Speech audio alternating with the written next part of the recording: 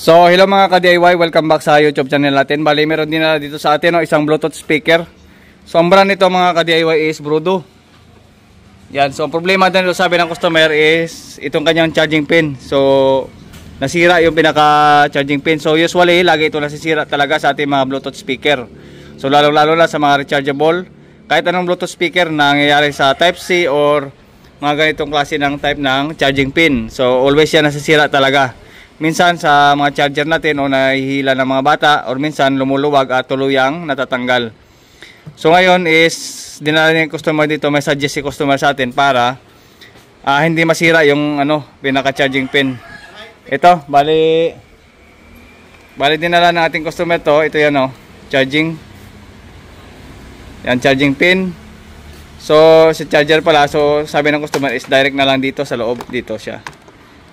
Yan. Bale ito, ilalagay na lang natin o i-direct na lang natin to sa pinakaloob. Tapos ilalagay natin sa positive at negative. Yung supply nitong dalawa, may positive negative to supply to dito sa ating charging para hindi na daw matanggal. So ang gagawin na lang natin is yung supply ng positive at saka negative nito is ilalagay natin sa pinaka board. Ilalagay na natin sa loob ng board. So bubuksan natin to.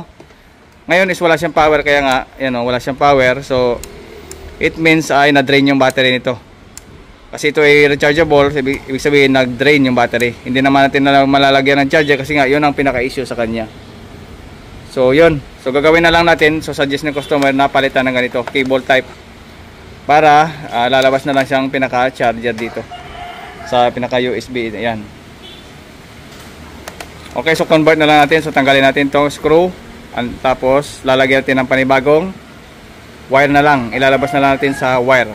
Ito para hindi na daw mahila ng bata at hindi masira to. Okay, so tanggal to at saka palitan natin ng wire. Okay, so ito na mga ka-DIY, bali tapos na natin ilagay yung pinaka cable kasi yung binigay ng customer ng cable natin, so sira. Yan, sira yung pinaka cable. Kaya ito, nag-provide tayo ng sarili natin. Yan, bali sira kasi yung kulay blue, kaya yung kulay itim na lang. Ito yung tinapa natin. Meron din naman siya dito 5 volts, 5 volts. So 5 volts din naman yung ating charger na ganito. Kaya pwede yan. So ganito na lang para sa hindi maputol yung ating hindi masira yung ating charging pin dito. Kaya naka-direct na dito sa sa 5 volts dito. Pag walang 5 volts na ganito, so pwede namang i-directa dito mismo sa charging pin. Meron positive at saka negative yan. So diyan nyo lang i-directa dito. Dito sa charging na yan. Yan.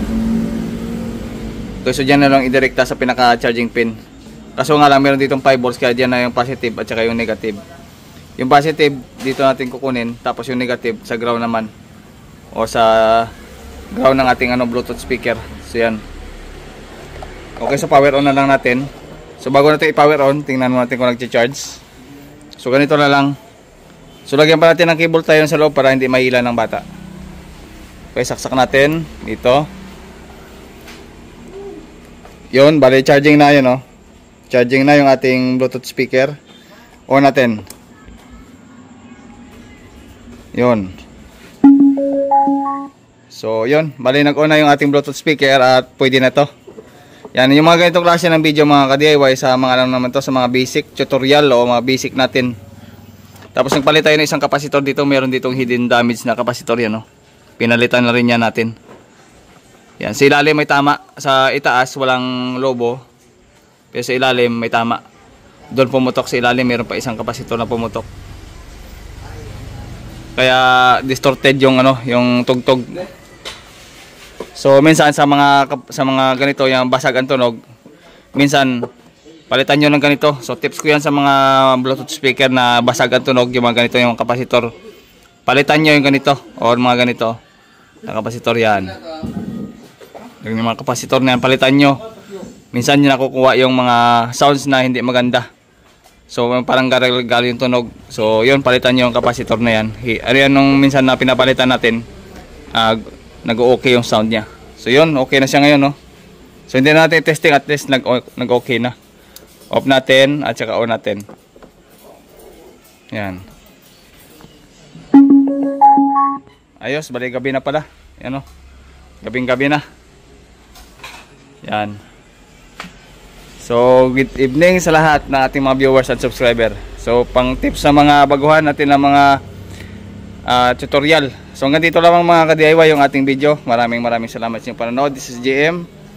Bye-bye.